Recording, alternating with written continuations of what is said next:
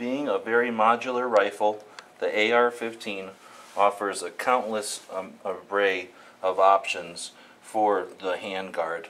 In other words, the parts that shroud the barrel to give your hand a place to hold on to without getting burnt, but also a place to mount lights, bipods, forward grips, and any other accessories that you might need for the intended use of your rifle. We're going to go ahead and put the camera on a tripod and talk about some of these different options that are available. To help further illustrate the difference in options, let's take a look at this Daniel Defense with a 16-inch barrel and a mid-length handguard. And let's compare that to this this naked barrel, which is also 16 inches long. However, you can see that this one is set up for a carbine length gas system, or a carbine length handguard. So if we hold the barrels, at the same place, you can see that the mid-length handguard goes all the way out to the gas block here, where the gas block would sit here on this barrel, and you'd have a lot more barrel sticking out the front than you would with the combination on top there. Personally, I'd rather have the standard amount of barrel in front of my front sight post so that a bayonet can still attach, as opposed to this one, which is going to have quite a bit of barrel out in front of that front sight post, which is just too long for my tastes. So you're not necessarily required to stick with the carbine length, the mid-length, and the full-size rifle length. You can kind of mix it up a little bit, and let's look at how you would do that. Using our previous example of this 10.5-inch barrel, this one would be for your non-free floating, for your standard handguards. And they're going to work a lot like this M16 here, which has the spring-loaded delta ring, and you'd pull back on that, and once you pull back hard enough, then the handguard is going to come free. And you can see how easy it is to pull back on that delta ring. It cams in the front there, and if we want to put it back in, we just pull back on the delta ring, and it'll fit back into place there. And you can see that the handguard has a notch cut in it so that the gas tube, which you can see through the holes on top there, there's also that gap in the bottom because the top and bottom of this particular handguard are exactly the same. So this is one style of a 10.5-inch barrel with a sort of a standard military style handguard. Now that same 10.5-inch barrel with a little different setup can look very different. And this one has a railed handguard that extends beyond the front sight post, or over this front sight post, which has been modified.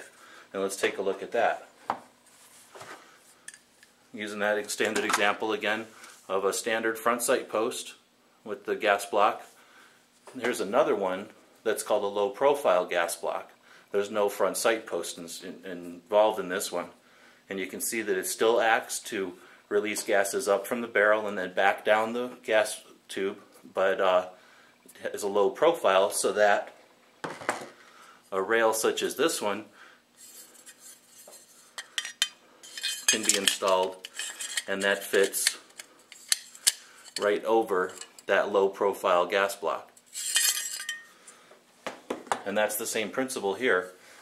The gas block is a little different because this is a LWRC piston gun, but you can see that gas block is a very low profile and it fits under the rail, and that gives you a very different outside profile. Let's move up from a 10.5-inch barrel. Let's take a look at a longer barrel with that same concept.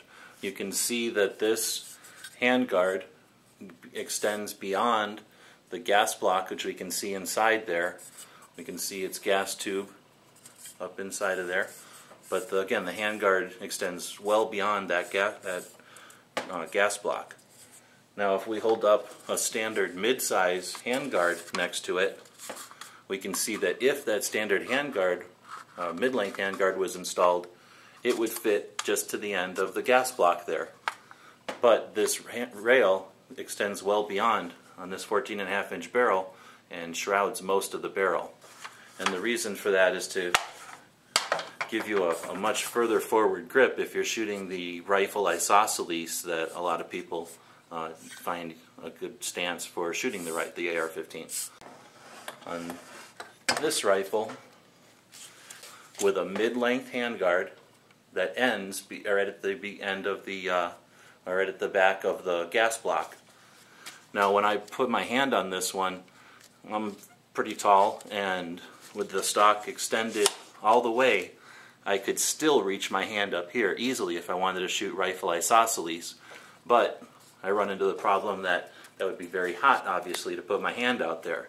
So I can either go with something like the Paradigm Designs rail extension that would fit up here as a second piece, or if it was going to be a permanent, rifle design, I might go with a low profile front sight or gas block, and then run that rail right past it. And if this was a full-size rifle and not just an upper, I could reach my hand way out front there. And that's really the advantage of going beyond your front sight or your gas block. And it depends on how you're going to shoot your rifle. If you're doing competitive sports where you're going to need to engage targets quickly, the rifle isosceles has proven to be a very effective grip. So that's something you might want to consider. We'd like to thank you for watching. We had a lot of fun putting together this guide. It took quite a while to set everything up, a few hours to film. We ended up with well over an hour worth of raw video. We edited all that down to about a 45-minute final product. So we're really looking forward to the comments and conversation that this guide will create, and hopefully we save people some time and perhaps a little money on their next AR build. Let us know what you think. Let us know what you'd like to see in future videos. And again, thanks for watching. We'd also like to thank our friends over at Tucson Guns. They're a gun shop here in Tucson, Arizona. They help keep our websites running, and they made this video possible. It was with their encouragement and assistance that we were able to get all the resources we needed for this one. They're a great bunch of guys. They really know what they're doing as far as putting together the AR-15s. So if you have any questions, feel free to give them a call. Thanks again.